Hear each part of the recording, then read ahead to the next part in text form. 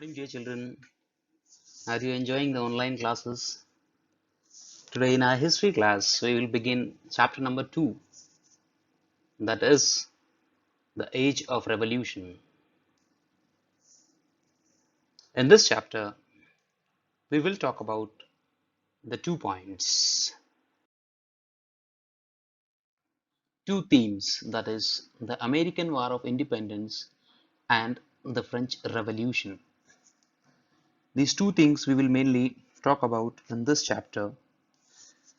When we look at page number 15, there are two images given, A and B. Image A relates with the painting by an American artist, John Trumbull. It depicts the death of General Joseph Warren at the Battle of Bunker Hill that took place in 1775. This battle is also called the Battle of Breed's Hill. It was the first major battle of the American Revolution. When we look upon this image B, Image B relates with the Battle of Waterloo. It was fought in 1815 near Waterloo in the present-day Belgium. That is, in the present-day Belgium. It ended the dominance of Napoleon Bonaparte over Europe. Which country? Europe. So, without wasting the time, let's begin our chapter. So, the chapter is the Age of Revolution. That is the American War of Independence. That is the first part we will talk about.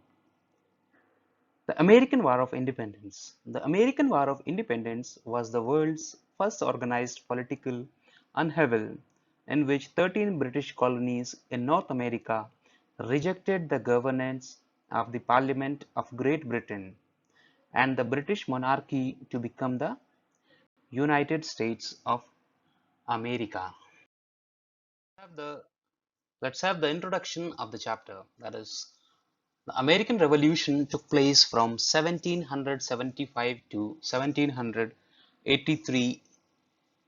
The 13 British colonies of America fought against the British of Britain, and the American Revolution is also known as the American War of Independence. Like in when you go to class 10th, there is a chapter of 1857. So that time when they started that revolution of 1857, so that revolution also it was termed as the first war of independence of India. So like that, this American Revolution is also known as the American War of Independence.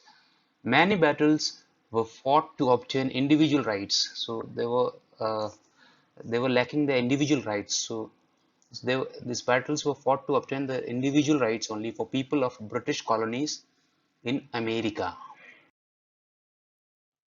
The American Revolution brought about the end of autocratic rule. So that time there was the autocratic rule, and this American Revolution, it brought an end to that rule.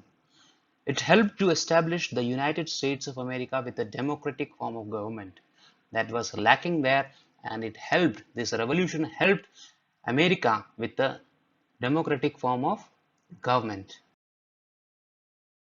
The European colonies in America, the struggles they were facing, the struggle by the colonies. After the discovery of the American continent in the 16th century, by 1733, 13 British colonies were established along the Atlantic coast of North America. At that time, when they discovered America, America was discovered by Columbus in the year 1492. Earlier, Europe is a continent. Europeans believed that the world had three continents only. That people were believing that there is only three continents. These comprised of which all continents they were believing that there is Europe, Asia, and Africa. So thus America became a new world for them. When they have discovered the America, it became a new world for them. Early colonization of America. European colonies came up in America in the 16th century. These colonies belonged to following countries. The following countries are Britain, France, Holland, Spain, Portugal, and Denmark. The 13 British colonies were established along the Atlantic coast of North America.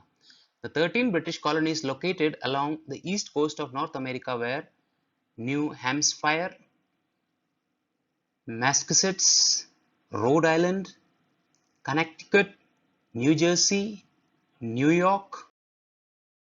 Seventh one is Pennsylvania, Delaware, Maryland, Virginia, North Carolina, South Carolina, and Georgia. All these all these 13 British colonies, each of these colonies had its own assembly of elected representatives. However, their control demand remained with the British Parliament as the governors of these colonies were appointed by the British. The settlers in these colonies were independent and resourceful. They were prosperous and had established a flourishing overseas trade. So the causes of the American War of Independence, so why this war happened? What were the main causes? That was the mismanagement of the American colonies. The early settlers, the British settled in the colonies in hope of a better life and freedom. These people, they were hardworking and independent-minded people. There was a social aspect also. Socially, the American colonies were liberal. Liberal believed in the gaining liberty and equal rights for all. They had an uncomplicated approach towards life.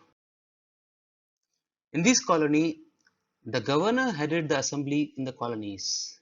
He was appointed by the British.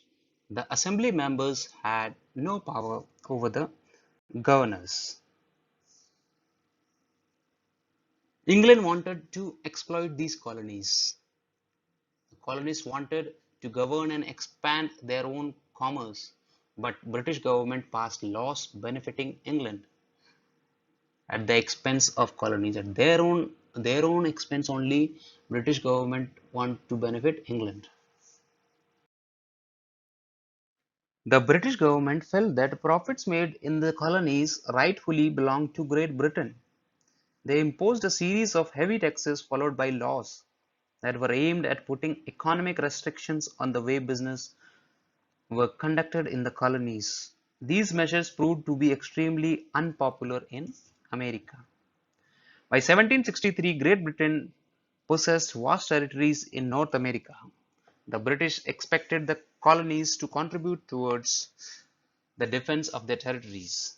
The colonists, in turn, demanded the right of representation in British Parliament. So the colonists, they were further infuriated when other acts which imposed more taxes were passed by the British government. So the system of taxation, the citizens of the colonies were taxed by the British king. They had to work within the restrictions placed by Britain upon business and commerce. The colonists in turn demanded the right of representation in the British Parliament. The colonists took up the slogan "No taxation without representation." That is, no taxation without representation is the colonists considered themselves equal to the British people. They were not allowed to have any representatives in the British Parliament. Thus gave them the call of no taxation without representation to gain the right to have a say in their own matters. On March 1770, a large mob gathered around a group of British soldiers in Boston. The soldiers fired into the crowd, killing civilians. This event came to be known as the Boston Massacre. There was a massacre also happened like Jallianwala Bagh massacre. There is a Boston massacre happened there on March 5th.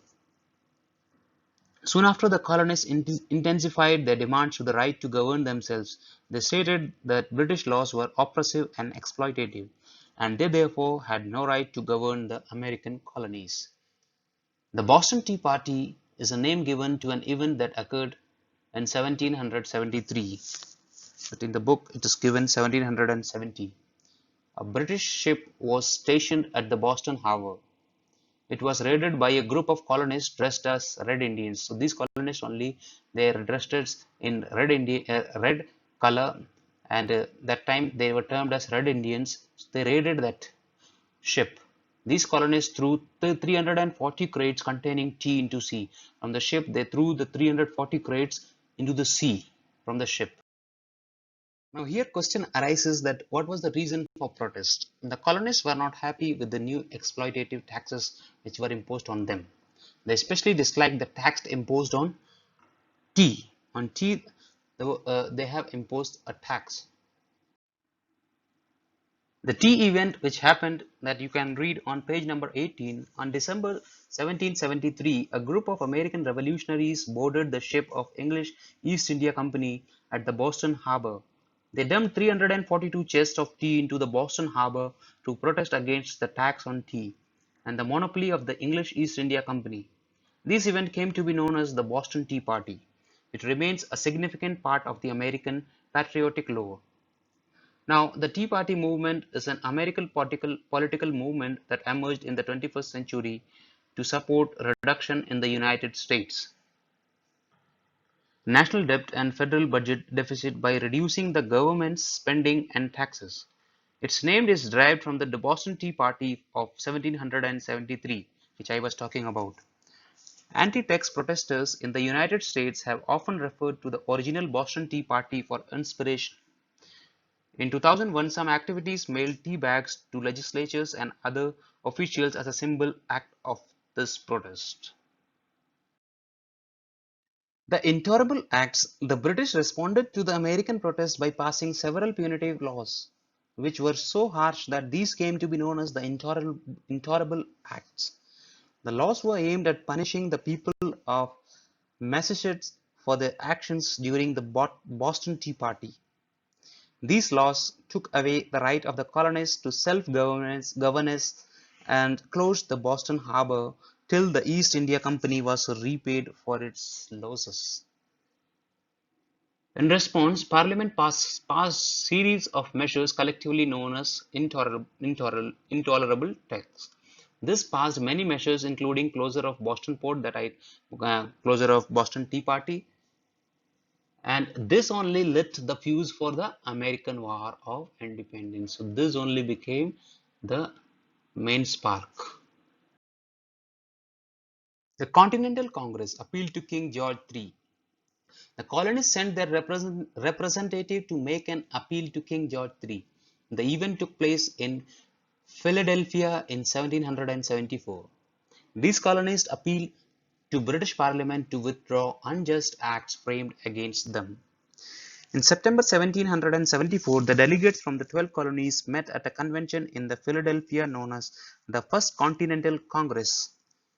It was called to discuss how the colonies should react to intolerable acts that were passed by the British Parliament. The Congress decided to boycott British goods and a ban on all trade with Britain if the latter refused to repeal the intolerable acts. At last, what happened? War, declaration of war. After all these things, there was a declaration of war. The colonists' appeal for the withdrawal of oppressive acts was seen an act of rebellion. King George III declared war on the colonists. So here one part we have finished. In our next class, we will study from beginning of military hostilities, that is Battle of Lexington and Concord onwards. Okay. Till then, take care. Thank you.